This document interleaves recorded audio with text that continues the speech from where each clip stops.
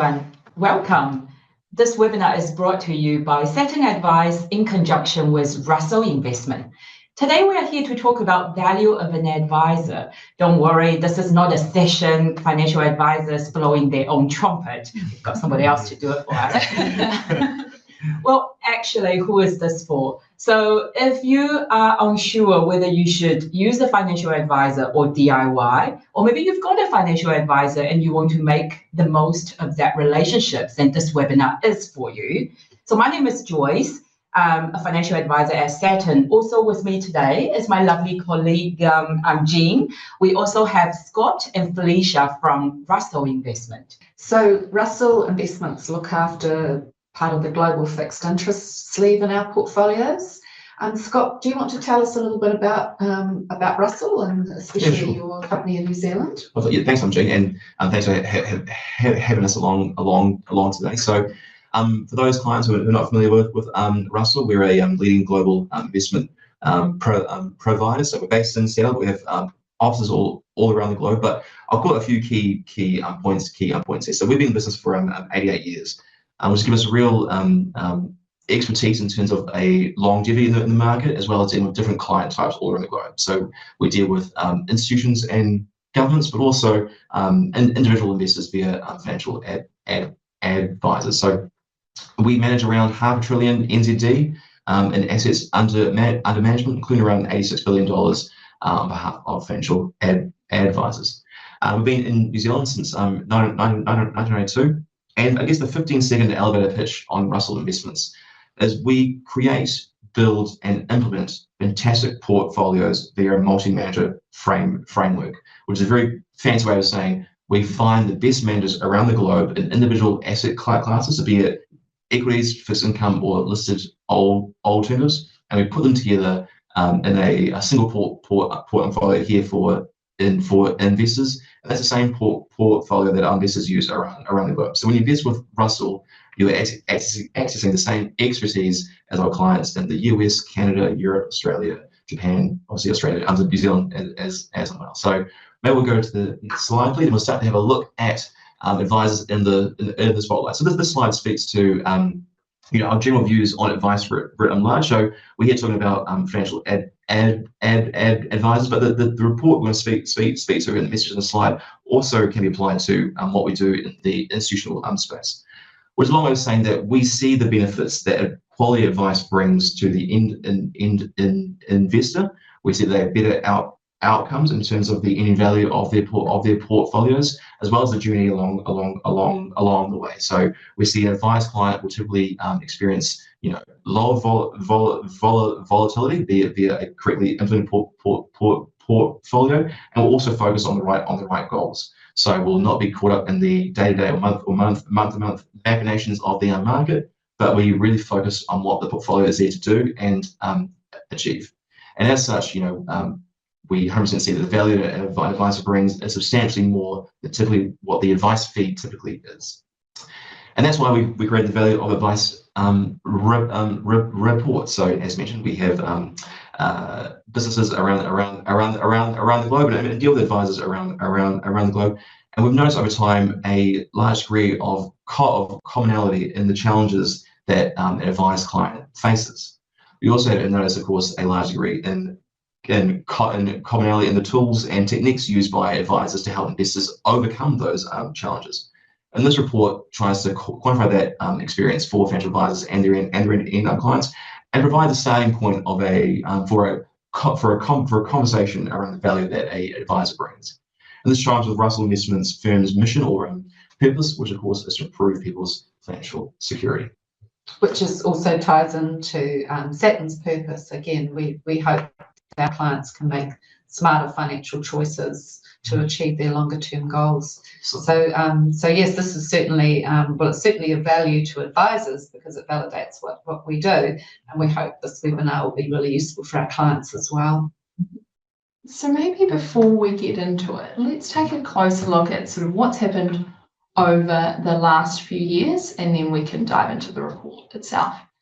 So there's obviously been a lot of new investors come into the market, probably in some cases retirees, and they may be unfamiliar with investing, or not really used to how volatile markets can be, and I would imagine quite a challenging period for those people, right?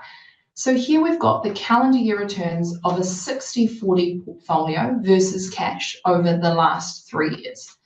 And for those that don't know what a 60-40 is, essentially it just means you've got 60% in growth assets versus 40% in income assets. So really a version of a balanced portfolio. Exactly, yeah. And so we've used that as a proxy because we thought that, would best highlight sort of your average investor.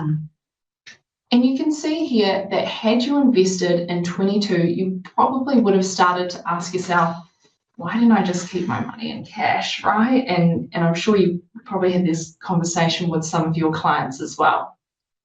But over on the right there, you can see, over 3 years, we're pretty flat in terms of a 60-40 versus cash.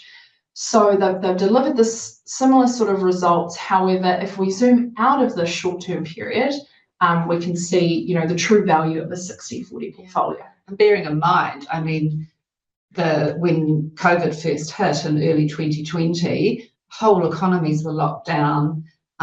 Just the whole economic system basically ground to a halt. So we had all that stimulus, and then we've had huge inflation. So that's been pulled out of the system. We've had a Ukraine invasion. We've had such that it's been an extraordinary period. So really to be back where we were 3 years ago is not too bad, I think. No, completely agree. And so as you can see over on the right, when we do zoom out of this long-term period, so not just 3 years, over 22 years, a 60-40 portfolio has certainly delivered much more than that 3% on the previous slide, right?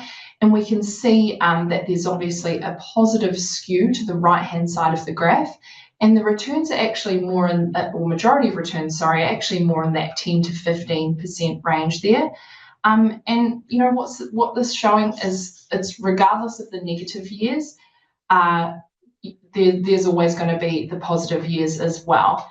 And what's even more interesting about this graph on the right here is that the really good years are often preceded by the really bad years. So you can see there the jump between 22 and 23, which is pretty interesting to see as well. It's also important to note just what a unique and unusual year 2022 was. So the Venn diagram on the left-hand side of the screen there shows for both global stocks and global bonds those years which had negative absolute returns. And of course, there's a few more years on the equity side than bonds, which is to be expected. But over the last 22 years, only 2022 was the solo year where both equities and bonds at the same time had quite material negative returns. So you're very unique in terms of the track record over recent years. I actually read that 2022 was the worst year for bonds since the Napoleonic War. So it was pretty unusual. Exactly. So basically investing for the long term, right? And if we look even bigger picture, zooming out even more, you can see that regardless of what's going on in the world, since 1975 here, this chart is, got geopolitical events. We even went through, COVID-19, a pandemic, yet market resilience does, it stays resilient over the long term. It manages to mute the impact of all of these events. So just again reiterates the importance of staying invested over the long term there. So Felicia, that's saying $1 invested in 1975 you'd have $153 Absolutely. today. Yeah, that's quite amazing, isn't it? Yeah. So as an investor, what risks should you be focused on? Worrying about the ups and downs of the market, it actually really is the least of your worries. One of the real risks as an investor is actually the longevity risk. And this graph here is just one way of looking at it. There's a lot of different statistics that will show you basically that we're living longer. Our medical research and our technology, it's really developing. which is all fantastic news, obviously, but it does mean that we need to plan accordingly. So unfortunately, it might be a little bit morbid, this statistic, but the number of deaths in females that were born in 1961, in women, you can see there that the median age is being pushed out. And we've got actually 1 in 5 women that are expected to live to 95 and beyond, which is quite extraordinary. Mm-hmm. So exactly same graph for males, it's just sort of pushed 2 years earlier. So that really calls into question that whole philosophy that you turn 65 and you should be in a conservative portfolio, because you've still got a very, very long investment time frame. Absolutely, yeah. I think a lot of investors are really underestimating how much longer that need to kind of prepare for. Yeah. All right, so now we'll turn to the report itself proper. So the way Russell structures the report is we have 4 main sections, A, B, C, D. Each of them address a different element or part of the advice process. So A is for active rebalancing of portfolios. B is for behavioral coaching. C is a customized experience that an advisor brings to the end client. And D is dotted sight of real returns. So we go through and we allocate a percentage value to each of these sections, and we aggregate those values up. And at the very end, we came to the conclusion that the value of an advisor in New Zealand in 2023 was 5.9%. Per annum. Exactly. Now, to be frank, exact. This is this report is here to be used as a conversation starter to help kind of frame a conversation between an advisor and an end client, as well as some key elements that an advisor will bring to their lives and their financial well-being going forward. So maybe we'll kick off with active rebalancing of portfolios. And what we're showing here is what an advisor brings in terms of making sure a portfolio is rebalanced back to its neutral weighting on a periodic basis. So typically an advisor will work with a client and agree as part of their statement of advice to have a set period when a portfolio will rebalance. It can depend on a few different things, but this might be done monthly, quarterly, half yearly, maybe on an annual basis. It depends on the client and the advisor and a few other aspects as well. But what we're showing here is what happens to a 60-40 portfolio, so as Felicia described. Initially, we have 60% of the assets in growth allocation. So these are typically equities, or might also be listed property as well, and with the remaining 40% in income, so bonds and cash. What happened to that portfolio? We set that portfolio on the 1st of January 2023 and made no changes for 10 years. Didn't rebalance the portfolio at all over those 10 years ending 31 December 2022. We see the portfolio has shifted and changed, and actually it's almost become a growth portfolio. So a lot higher allocations to equities versus those income parts of the portfolio. Now, what's so bad about this, or what is an element here that needs to be addressed? Well, there is an element that when you have high allocations to risk assets or growth assets, if you're early on investing during that, it's not a bad thing, but you leave yourself exposed or more exposed to market downturn. So we often find, if we zoom right out and looked at this portfolio back from the 80s, these elements we have, or the times when the portfolio has a large exposure to growth assets, will often come just before a market fall. So we saw this in the .com crash, again in 2008, and again now in over COVID times. Now, if you're an investor who needs cash right around that point in time, this can be quite a large impact on your portfolio's availability right when you need it most. And so by rebalancing, they are in effect selling high, selling those asset classes which have outperformed, and buying low, buying back into those asset classes which haven't performed as well. Yeah, and linking that back to clients' real life experience, right? We have people who retired in 2020 or 2022 that they would have experienced if their portfolio has drifted towards a growth allocation, they would have experienced significant drawdown in their portfolio. And we know how investor psychology work. I've actually spoken to a client who retired in 2022. They were planning to go, the world opened up, they could go overseas, but because their portfolio dropped back and they decided maybe I wouldn't do that overseas trip, or I wouldn't buy that camp van. So therefore, having a bit of having the active rebalancing will ensure they achieve the goal, which is to have the lifestyle that they want to live. Exactly, and it's easy to you're right. The first port call is always to focus on those moments when the portfolio is overexposed to risk during a downturn. The flip side as well, which you find with this portfolio after 2008, is that it becomes underexposed to growth during the good times as well. So there is an element that you want to rebalance again to reallocate yourself to make sure you're back in a neutral position, so you can make the most of opportunities in the market as they go going forward. It's true. Great. Well, that brings us to another role of you guys as an advisor, and that really is to be sort of their general guide. Without an advisor's guidance, many investors, as we said, are probably likely to buy high and sell low, right?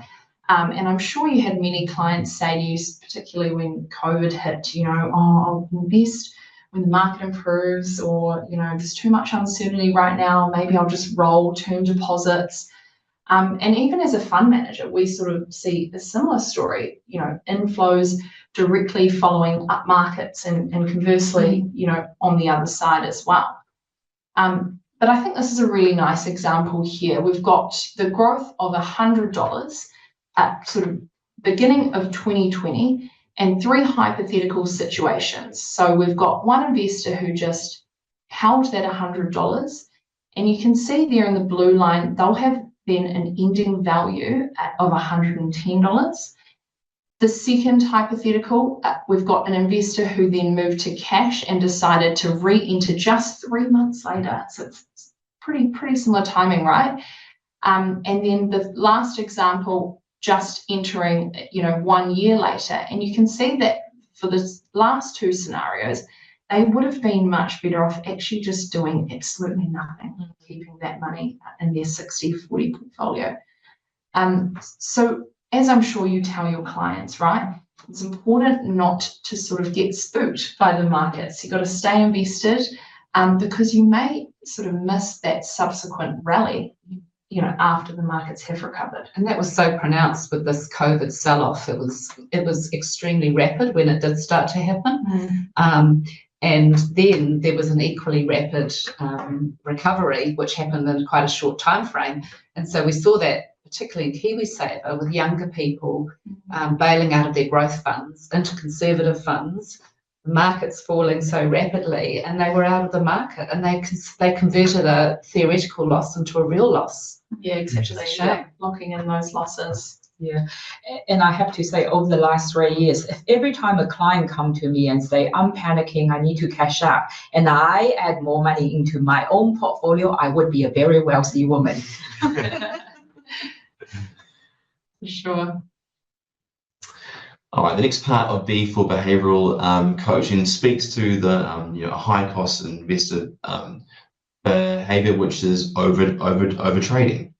So I'm sure we've got all people in our lives which may have Hatch or Shares account. Maybe they're trading shares on a day-to-day basis, and have really got a lot of churn in that portfolio.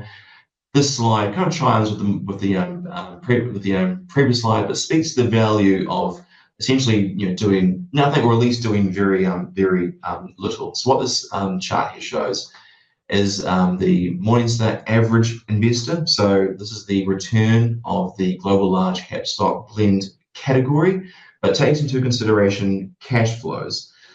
So what it means to say is over a period of time, so it's 15 years, it will calculate a return based on when people had invested into the market. So if you buy in the market when the market is at or near all-time highs, there's a very good chance that your returns will be subdued relative to those which bought into the market when the market was at near lows or was not at a high point over that period of time. So that's the chart on the left, and on the right was showing the MSCI All Country World Index, which is the relevant index for that category, which serves as a proxy for doing nothing, or at least doing very little. And so the difference between the two there is 1.8%. So that's a per annum rate, which is actually a material amount of difference between the two. Which is to say, if you find yourself a value that advisor does bring is ideally getting someone to again focus on those long-term goals. Remember that you are a long-term investor, and chances are that's going to mean you're not going to be trading on a day-to-day, week-to-week, or month-to-month basis. Instead, you have a plan, you have a periodic rebalancing approach, and over the long term, that will serve you well. So this is showing that where people get spooked, they sell at a bad time, and then the markets recover, they start to get FOMO, and then they jump in to exactly. market. Yeah. Chasing returns in essence. As soon as you're chasing, you're always going to be behind. The old saying, better to have time in the market than try and time the market. So being invested and staying invested will serve you better than trying chasing returns. So living in New Zealand, we tend to hear obviously more about what's going on in the local market. Names like Fisher & Paykel, Fletcher Building, they've sort of become household names, if you will. And like many things in life, we tend to favour what we're familiar and comfortable with, and this is very much the case when it comes to investing as well. And while I can acknowledge there's certainly maybe some reasons why it might make sense to have an allocation to the New Zealand share market, it's important to remember that there are a world of opportunities out there. And in the New Zealand equity market in particular, we've got a really high concentration and reliance on just a really small number of companies. So being exposed to that subset, can be really great when things are going well, but a little more challenging when they're not. So yes. We felt this could be D for diversification as well.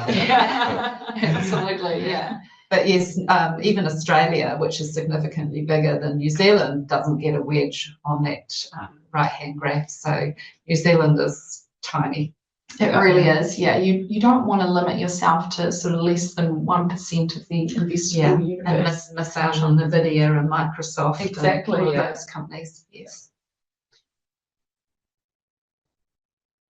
And for C, we sort of would like to think about how much the role of an advisor has evolved and developed over the last 30 plus years. It's become so much more than employing a stockbroker to pick the best stocks for you.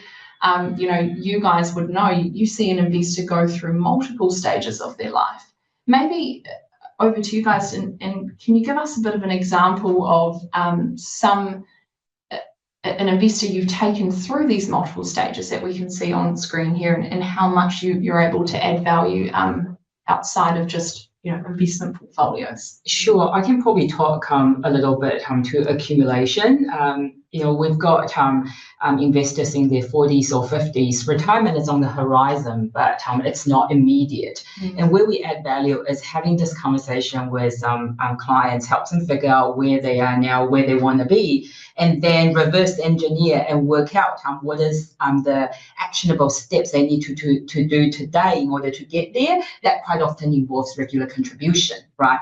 So a little bit of plugging here. Jean and myself have prepared a webinar talking about retirement planning in your 50s, which will be quite useful for people who are still going through the accumulation stage.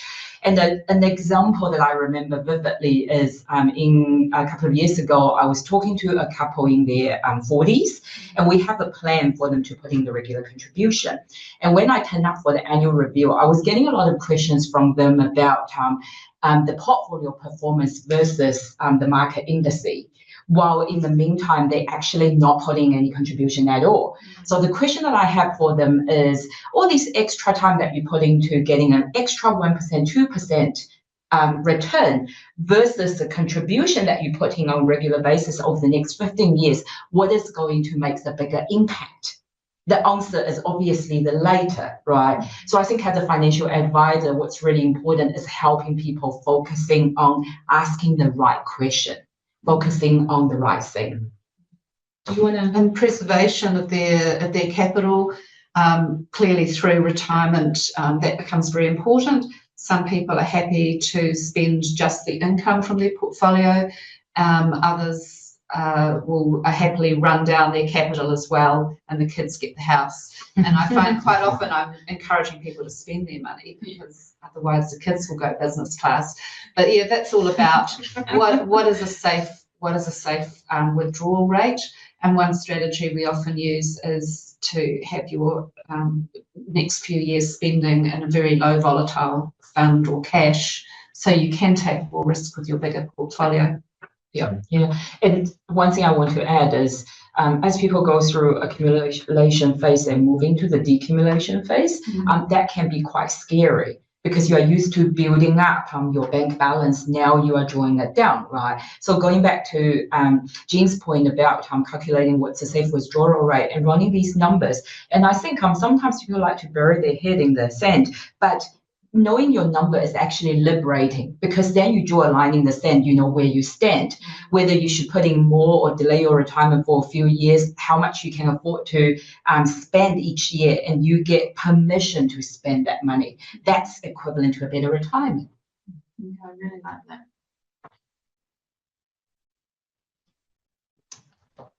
Alrighty, D is for don't lose sight of real return. So this last section here brings together a few of the key things that we've spoken about today. So be it appropriate asset allocation, some behavioral tricks and tips, as well as in the title suggests, making sure the end investor does not lose sight on real returns. It's a bit of a butchered saying in finance: you can't eat normal returns. So it's something we can't think about all the time. So real returns, you mean after inflation? Correct. Yes. Correct.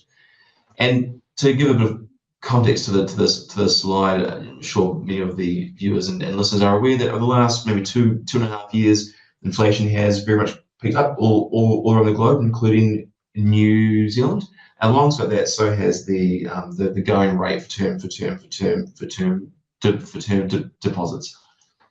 And while the term deposits are a great tool in many aspects, we just want to get forward the point that we hope that they can't be, will not be used as 100% of a portfolio.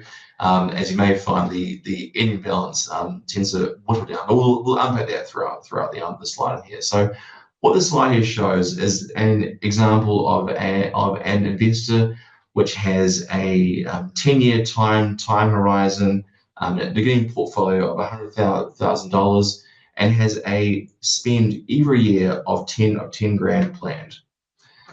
And what we're showing here is if the investor had put that 100 grand initially into a 60-40 portfolio, what the ending balance would be if they had instead put the 100 grand into a portfolio made up entirely of 1 year term deposits. So the 60-40 portfolio is the blue bar on the left hand side. The term deposits is the burgundy bar, I guess, on the right hand side. And some variant between the two are the bars in the middle of 50-50, and then 75-20-25 on either side of that. And what we have assumed in this portfolio, or in this scenario, is that the $10,000 expense increases with inflation over that period of time. So you can imagine maybe it's a medical expense or expense in your life that will obviously increase with inflation, but also your returns that you get, be it via a term deposit or a 60/40 portfolio. You should also take inflation off to see what your real returns are, because that speaks to your purchasing power. Do you have the same amount? So do you have the same ability to purchase today as you will tomorrow? That depends on your after return. After inflation real return.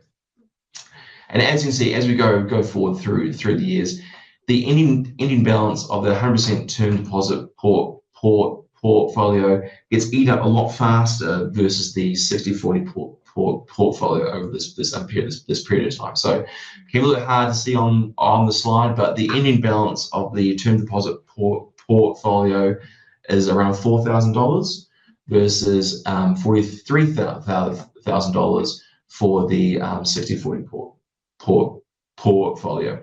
Now, of course, someone seeing that term deposit might think, oh, 4,000. That's not a lot of buffer if a additional expense comes up out of the blue, which is very, very true. Or if you live longer. Exactly, or if you live longer. But one thing we have to acknowledge as well is that the 60/40 portfolio comes along with volatility. So you will see, obviously, throughout this period of time, ups and downs. But this speaks to a few of the things we've spoken about. You are a long-term investor. We're not going to get spooked by intra-year ups and downs, and we have goals and spending requirements that we need to be focused on. And to achieve these goals and make sure we meet these spending requirements, we need to have our capital at risk in the markets. So maybe you guys have had some real life examples that kind of speak to this topic. But we just make sure that investors are always thinking that even though right now at the banks, there are higher than over recent years, higher term deposit rates on offer, after you take into consideration inflation, maybe they don't look as great as the headline suggests. Yeah, and of course, everyone is looking at the past 3 years and saying, well, I could have earned 6% on term deposit. But that's another example of recency bias, because you roll back to 2020 and 2021, you'd be lucky to get, 1.5 maybe? And it should be, and an astute observer will know, well, inflation's only really come up the last few years. Back in 2012, 2013, inflation was relatively low. But equally at that point in time, the term deposit rates were also very low. And so those two, inflation and term deposit rates move in tandem, give or take, because a lot of this is driven from the OCR, the official cash rate set by the Reserve Bank. So yeah, just an interesting point. As I say, it brings together a lot of different elements from the